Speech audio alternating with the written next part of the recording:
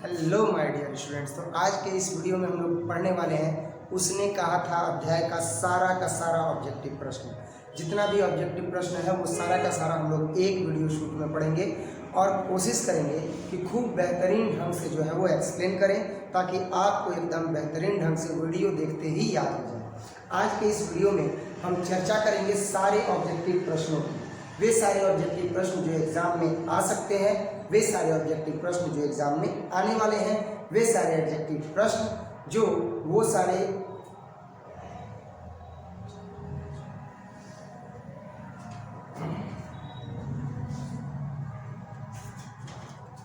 Hello my dear students, एक बार स्वागत है आपके फिर से प्यारे से यूट्यूब चैनल साइंस जंक्शन पर। और आज के इस क्लास में हम लोग पढ़ेंगे उसने कहा था अध्याय का सारा ऑब्जेक्टिव प्रश्न। जितना भी ऑब्जेक्टिव है, जितना भी वस्तुनिष्ठ प्रश्न है, उन सब का अध्ययन हम लोग एक ही वीडियो शूट में करेंगे। ज़्यादा समय न लेते हुए मैं वीडियो को प्रारंभ करता हूं और उम्मीद करता हूं कि आप वीडियो के अंत तक बने रहिएगा। सबसे जो पहला प्रश्न है बच्चों, उसने कहा था अध्याय का, वो सबसे पहला प्रश्न अब आपके सामने आपके कंप्यूटर स्क्रीन पर पहला प्रश्न है, बुद्ध का कांटा किसकी रचना है?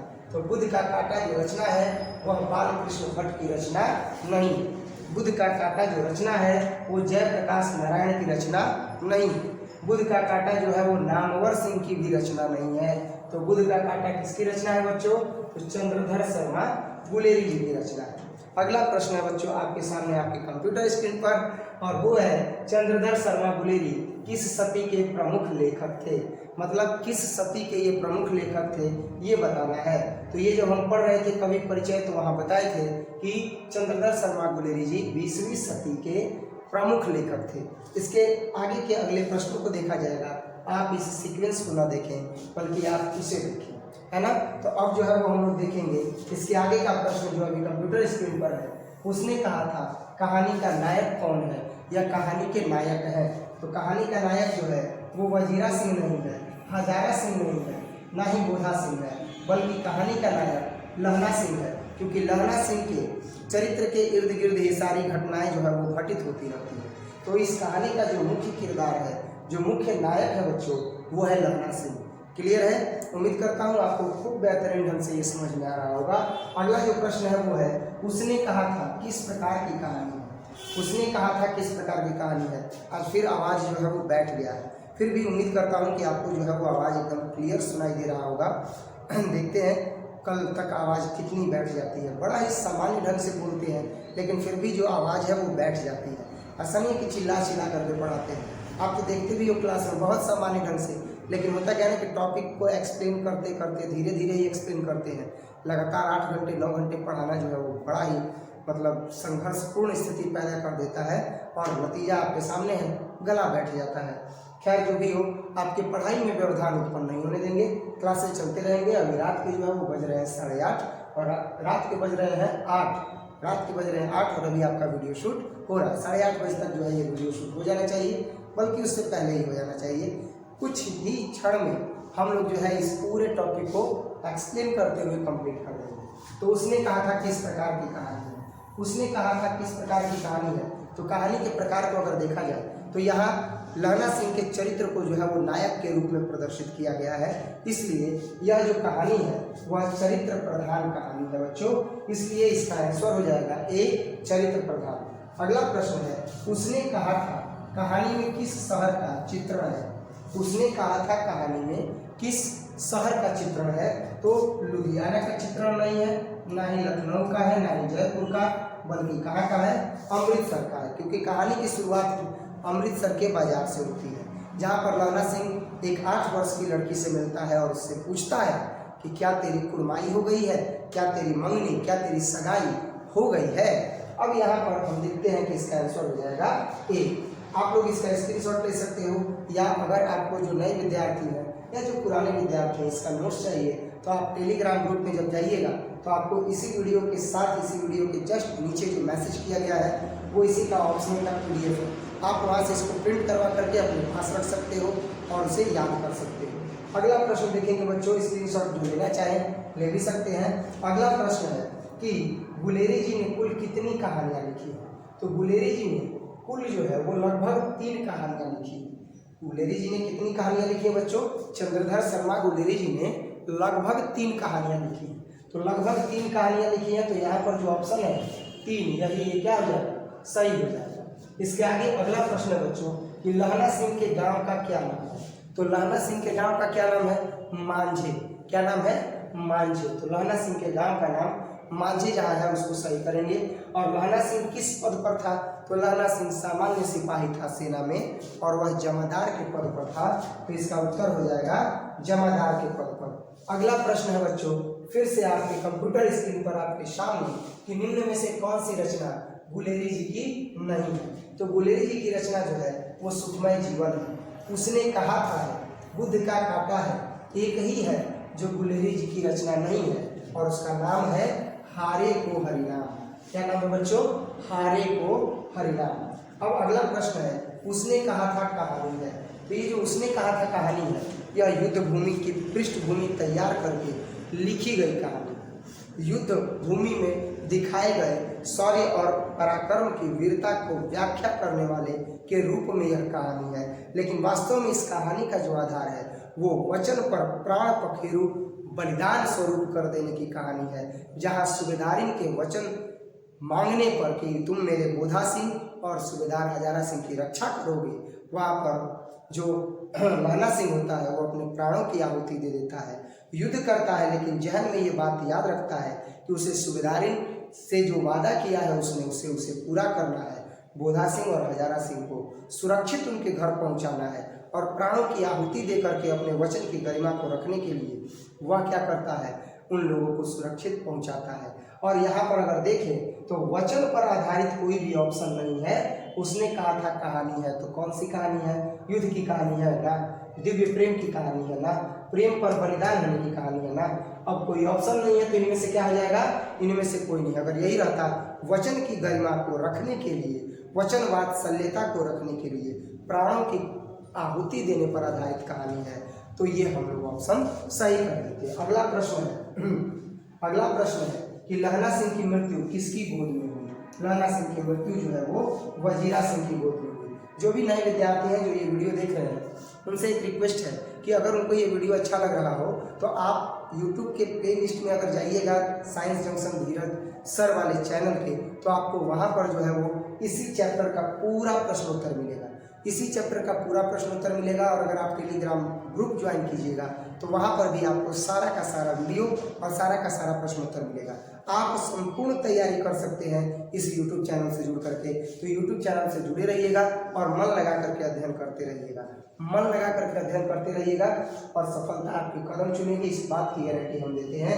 लहना सिंह की मृत्यु वजीरा सिंह की गोद में हुई थी। पलटन का विदूषक कौन था? तो जो पलटन का विदूषक था वो वजीरा सिंह। पलटन का विदूषक कौन था बच्चों? वजीरा सिंह। इसके बाद जो है वो अगला प्रश्न देखेंगे, लेकिन इससे पहले नए बच्चों को मेरा परिचय। माँ सरस्वती कोचिंग सेंटर खलीपुर गोला 6 बक्सर, मोबाइल नंबर 7667067371, जो आपके सामने आपके स्क्रीन पर यहाँ पर दिया गया है।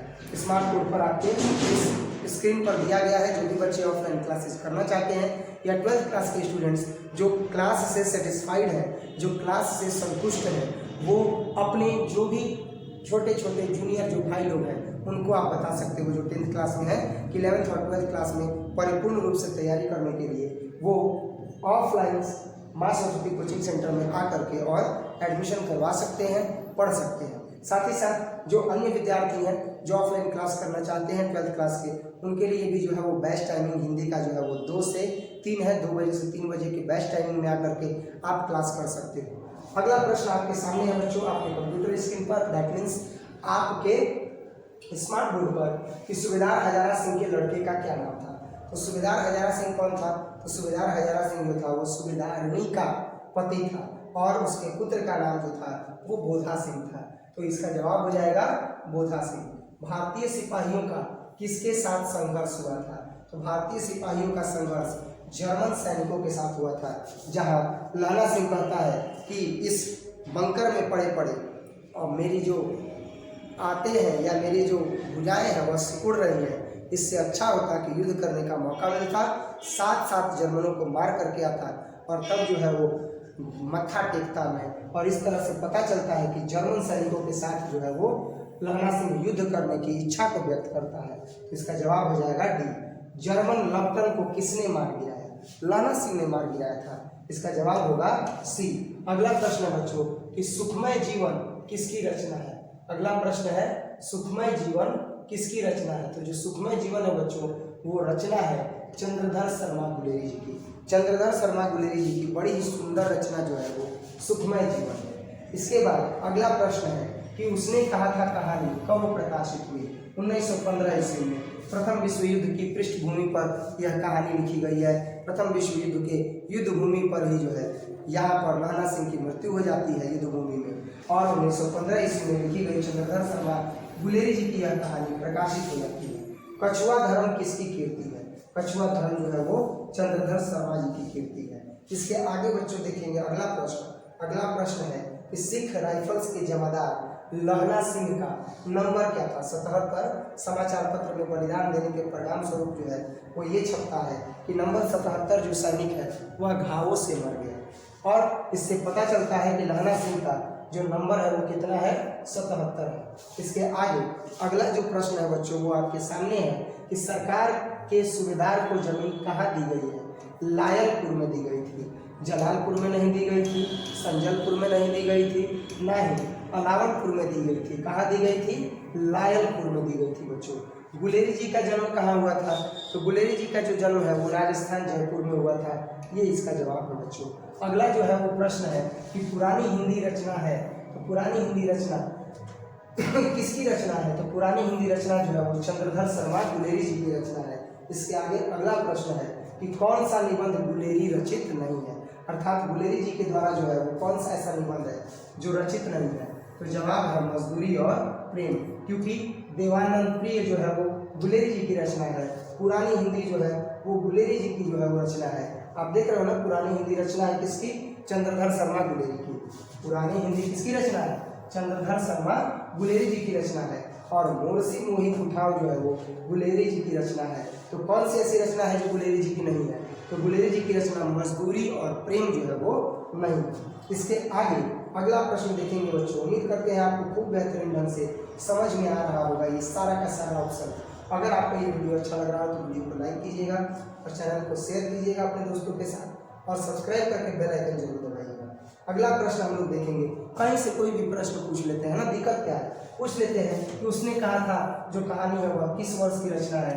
भैया 1915 में यह रचना जो है प्रकाशित हुई है, तो माना जाएगा कि 1915 की रचना है। अगला प्रश्न है कि लहना सिंह अपना कंबल किसे उड़ाता है? भैया उसने सूबेदारनी को जो है वो वचन दिया था कि बोधा सिंह की रक्षा करेगा। कब कपाती ठंड में वह बोधा सिंह को अपना कंबल देता है और ठंड से उसकी रक्षा करता है, या रक्षा करने की कोशिश करता है। अगला प्रश्न उठाते हैं कि हिंदी कहानी के विकास में मील का पत्थर जो है वो कौन सी कहानी मानी जाती है? उसने कहा था कहानी मानी जाती है, क्योंकि यही एकमात्र ऐसी कहानी है जिस पर फिल्म के दृश्यों को फिल्माया गया है। तो यह जो कहानी है वो मील का पत्थर मानी जाती है। कुड़माई का अर्थ क्या होता है? कड़वी बात नहीं होती है, दहेज नहीं होती है, विवाह नहीं होती है, तो क्या होती है? मंगनी, सगाई। कुड़माई का मतलब क्या होता है बच्चों? मंगनी या सगाई। बोधा कौन था? बोधा जो था वो हजारा सिंह का भाई था, गलती। लाला सिंह का भाई था, गलती। वजीरा सिंह का भाई था, गलती। सूबेदार हजारा सिंह का भाई था, सूबेदार हजारा सिंह का भाई नहीं था, पुत्र था, तब तो कोई ऑप्शन में नहीं होगा। यहाँ पर क्या हो जाएगा? सूबेदार हजारा सिंह का पुत्र। अब ये जो है वो क्या हो जाएगा? सही हो जाएगा। अगला प्रश्न है बच्चों, चंद्रधर शर्मा गुलेरी की कहानी कौन सी है? उसने कहा था। अध्याय का प्रश्न ही पढ़ रहे हैं तो ये तो समझ में आएगा ही कि चंद्रधर शर्मा गुलेरी जी की जो रचना है वह उसने कहा था। अगला प्रश्न जो है वो बच्चों हम देखेंगे। अगला प्रश्न है कि चंद्रधर शर्मा गुलेरी किस युग के कहानीकार हैं? तो जब हम ये परिचय पढ़ रहे थे कवि का, कवि का कह रहे हैं, लेखक का, चंद्रधर शर्मा गुलेरी जी का, तो उस समय हमने बताया था कि चंद्रधर शर्मा गुलेरी जी जो है वो किस युग के कहानीकार हैं? तो प्रेमचंद्र युग के। प्रेमचंद्र युग के कहानीकार होने का मतलब कि प्रेमचंद्र जी का जो युग काल था उसके ये जो है वो चंद्रधर शर्मा गुलेरी जी भी जो है वो परिप्रेक्ष्य में लेखक हैं, वो भी लेखनी कार्य करते हैं। कीरत सिंह कौन था? कीरत सिंह तो लहना सिंह का भतीजा था। इसका जवाब क्या हो जाएगा? लहना सिंह का भतीजा। ऑप्शन जो है इसका क्या हो जाएगा? सी हो जाएगा। अगला है बच्चों, कौन सी कहानी चंद्रधर शर्मा गुलेरी की लिखी हुई नहीं? तो बुध का कांटा जो है वो चंद्रधर शर्मा गुलेरी जी की लिखी हुई है। सुखमय जीवन चंद्रधर शर्मा गुलेरी जी की लिखी हुई है। उसने कहा था चंद्रधर शर्मा गुलेरी जी की लिखी हुई है। तो कौन सी ऐसी रचना है जो नहीं लिखी गई है, तो वो है डी, क्या है, कफन। उसने कहा था जो संरचना है वो लिखा गया है कहानी चंद्रधर शर्मा गुलेरी जी के द्वारा। बुध का कांटा सुखमय जीवन चंद्रधर शर्मा गुलेरी जी ने लिखा है। एक ऐसा रचना है कफन जो गुलेरी जी ने नहीं लिखा है। गुलेरी जी किस गांव के मूल निवासी थे? गुलेरी जी गुलेर के मुख्य निवासी थे, मूल निवासी थे बच्चों। चंद्रधर शर्मा गुलेरी की कहानी कौन है? तो चंद्रधर शर्मा गुलेरी की जो कहानी है वो उसने कहा था। इसके आगे हम देख रहे हैं बच्चों अगला प्रश्न। अगला प्रश्न आपके सामने है कि चंद्रधर शर्मा गुलेरी जी का जन्म किस दिन हुआ था? चंद्रधर शर्मा गुलेरी जी का जो जन्म है बच्चों, वो चंद्रधर शर्मा गुलेरी जी का जन्म 7 जुलाई 1993 ईस्वी को हुआ था। कब हुआ था?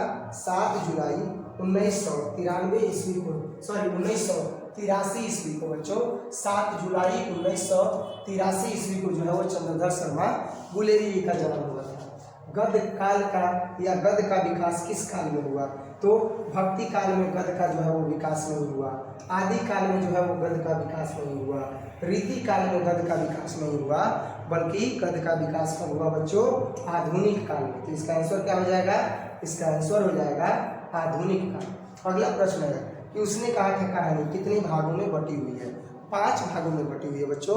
उसने कहा था कहानी 5 भागों में बटी हुई है, जिसमें 3 भागों में युद्ध के पृष्ठभूमि का परिदृश्य मिलता है और 2 भागों में एक बचपन का दृश्य मिलता है और एक जो है वो जो सूबेदारिन है, सूबेदारिन की स्मृति जो है वो लहना सिंह के स्मृति पटल पर आती है। तो इस प्रकार से 5 दृश्य हो जाते हैं। तो इसका जवाब हो जाएगा 5 भागों में। उसने कहा था कहानी कितने भागों में बटी हुई है? 5 भागों में। अगला प्रश्न है बचपन में लहना सिंह लड़की से बार बार क्या प्रश्न करता था? आवाज़ तो बैठता जा रहा है, सामान्य बोल रहे हैं फिर भी आवाज़ बैठ रहा है। खैर रात भर में इसको सही कर लेंगे, गर्म पानी पी करके सेक करके गले को। फिर प्रश्न पर आते हैं। बचपन में लहना सिंह लड़की से बार बार क्या प्रश्न करता था? लड़की से बार बार प्रश्न करता था कि तेरी कुर्माई हो गई है। किसी कहानी को महान कौन बनाता है? जो कहानी का उद्देश्य होता है वही कहानी को महान बनाता है। तो यहाँ पर जो है वो कहानी का उद्देश्य ही है जो कहानी को महान बनाता है। इसका आंसर हो जाएगा ए। इसके आगे अगला प्रश्न हम लोग देखेंगे बच्चों, और अगला प्रश्न जो है वो आपके सामने है। अगला प्रश्न है कि खाई में कितने जर्मन सैनिकों ने जो है वो हमला किया था?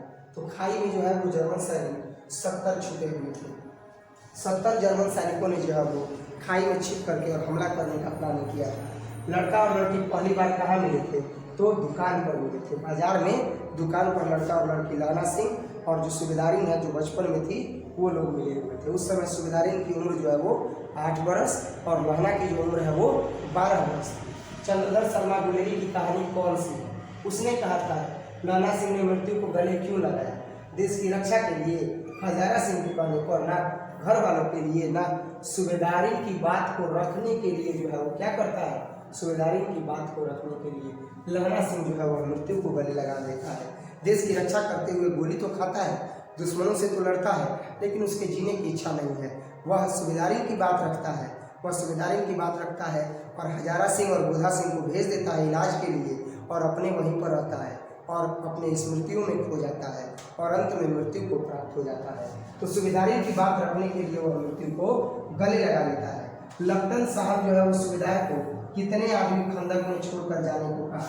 तो इसका जवाब है 10 आदमियों को छोड़ करके और बाकी सभी को जो है वो जाने के लिए कह देते हैं। इस तरीके से हम लोगों ने बच्चों आज जो है वो ये प्रश्न देखा।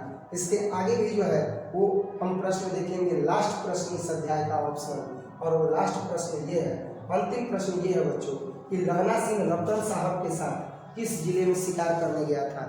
जो मनगढ़ंत कहानी बताई थी नकली लप्टन साहब को, उसमें वह किस जिले का जिक्र करता है कि हम शिकार करने गए थे? तो वो जिले का नाम है जगाधारी। और ये कहता है कि जगाधारी में नीलगाय की सींग जो होती है वो बड़ी बड़ी होती है। तो जो नकली लप्टन साहब थे, जो जर्मन जासूस थे, वो कहते हैं कि हाँ 2 फीट 4 इंच 2 फीट 2 इंच तक की जो है वो सींगें होती हैं और वो झट से पकड़ लेता है कि लप्टन साहब जो है वो जर्मन जासूस है। तो किस जिले का जिक्र करता है शिकार करने के लिए? जगाधारी जिले की। और इस तरीके से इस अध्याय का संपूर्ण प्रश्नोत्तर जो वस्तुनिष्ठ ऑब्जेक्टिव प्रश्न है वो सारे प्रश्नों का हम लोगों ने हल जो है वो देख लिया बच्चों। उम्मीद करता हूँ आपको ये वीडियो समझ में आया होगा, उम्मीद करता हूँ आपको ये वीडियो पसंद आया होगा।